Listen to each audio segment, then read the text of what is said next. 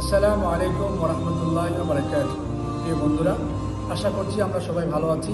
আল্লাহ সুবহানাহু ওয়া তাআলা আমাদের সবাইকে সর্ব অবস্থায় ভালো রাখুন, সুস্থ রাখুন, দিনের উপর রাখুন। আমরা এখন রাসূলুল্লাহ সাল্লাল্লাহু আলাইহি ওয়াসাল্লামের জামানার সবচেয়ে গ্রহণযোগ্য, সবচেয়ে সাহসী এবং বীরত্বের অধিকারী ওমর রাদিয়াল্লাহু তাআলা আনহুর জামানার একটি গল্প আমরা শুনব। সাহাবাদের গল্প সেটাকে বলা হয়।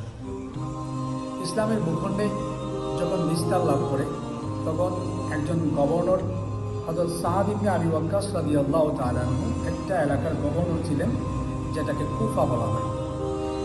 সাদ ইবনে আবি ওয়াক্কাস রাদিয়াল্লাহু তাআলা আনহু কুফার গভর্নর নিযুক্ত হওয়ার পরে তার ব্যাপারে কিছু অভিযোগ উত্থাপিত হয়।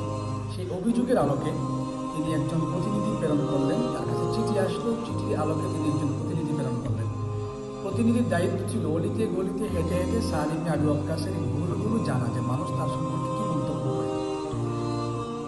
মুহাম্মদ ইবনে মাসলামা কুফায় গেলেন। যাওয়ার পরে তিনি প্রত্যেকটি মসজিদে, প্রত্যেকটি পাড়ায়, মহল্লায় গেলেন। মানুষের কাছে জিজ্ঞেস করলেন যে তোমাদের গভর্নর সাদ ইবনে আবি ওয়াক্কাস মানুষ হিসাবে কেমন, তার চরিত্র কেমন, তার বিচার ইনসাফ কেমন।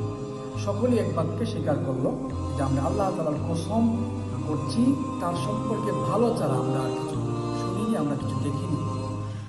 তো তারপর এই বারবার প্রশ্ন করার পরে একজন ব্যক্তি, উসামা ইবনে কাতাদা নামের এক ব্যক্তি, তখন মজলিসে দাঁড়িয়ে বলল যে আল্লাহ তাআলার কসম দিয়েছেন ঠিক আছে, তবে শুনুন, আপনাদের সাদ ইবনে আবি ওয়াক্কাস ভারসাম্য রক্ষা করেন না, বিচারের ক্ষেত্রে ইনসাফ করেন না। অর্থাৎ গভর্নরের বিরুদ্ধে অভিযোগ আরোপ করেছে একজন ব্যক্তি। একথা শুনে সাদ ইবনে আবি ওয়াক্কাস তাজ্জব হয়ে গেলেন যে কী ব্যাপার, আমি কি আসলে এমনই?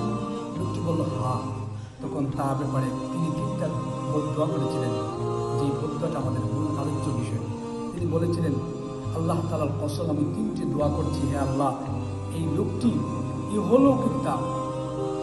লৌকিকতা এবং সুনামের জন্য দাঁড়িয়েছে।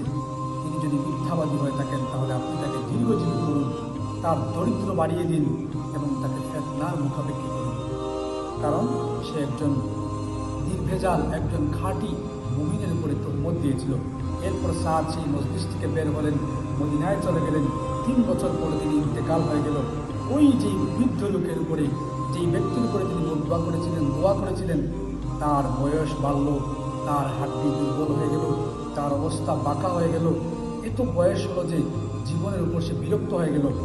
জর্জরিত কঠিন রূপ তার মধ্যে আসলো।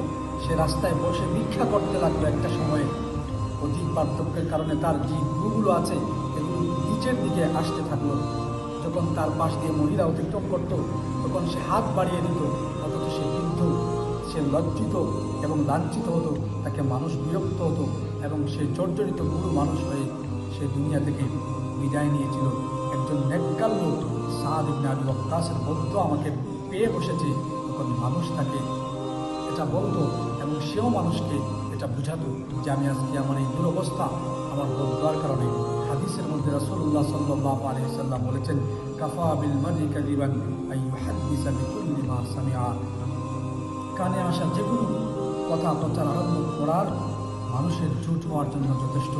এই জন্য কেউ আমার সম্পর্কে, আপনার সম্পর্কে কিছু মিথ্যা আরোপ করলে, তহমত দিলে সেটা সবর করা, সেটাকে নিয়ে এমনভাবে বিস্তৃত না করা। আমরা এই হাদিস থেকে শিক্ষা পাই যে আমরা কাউকে কষ্ট দিব না, কারোর বিরুদ্ধে ষড়যন্ত্র করব না। আল্লাহ তাআলা বলেছেন, ওয়া মাকারু ওয়া মাকারাল্লাহ ওয়াল্লাহু খায়রুল মাকিরিন।